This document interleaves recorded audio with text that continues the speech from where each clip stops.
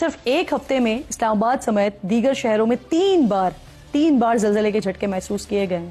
ارتھ track کے مطابق گزشتہ ایک مہینے میں پاکستان میں تقریباً چھوٹے بڑے 14 زلزلے آ چکے ہیں۔ پاکستان میں ایسا پہلے کبھی نہیں ہوا ہے۔ جو زلزلے سالوں میں آتے تھے اب وہ مہینوں ہفتوں کے بعد چند دنوں کے وقفے سے آ رہے ہیں۔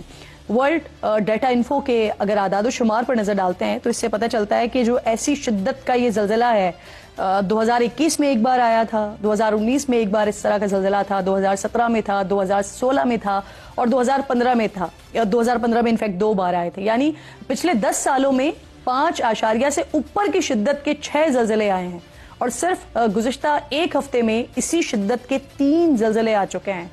12 اپریل کو جس صبح زلزلہ آیا، پھر اسی شام کو اسلام آباد میں تاریخ کی شدید ترین ژالہ باری دیکھنے میں آئی۔ ڈی جی میٹ اسلام آباد کے مطابق 12 اپریل کو جو اولے گرے وہ انتہائی بڑے تھے۔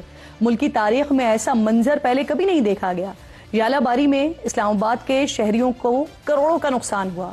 چھتوں پر لگے درجنوں سولر پینلز ٹوٹ گئے، گھروں کے شیشے ٹوٹ گئے، سینکڑوں گاڑیوں کی ونڈ اور بیک سکرینز تباہ ہو گئی۔ محکمہ موسمیات نے شہریوں کو خبردار کیا ہے کہ ایسا دوبارہ بھی ہو سکتا ہے اور مئی میں ایسے ہی موسم کا سامنا ہمیں دوبارہ کرنا پڑ سکتا ہے۔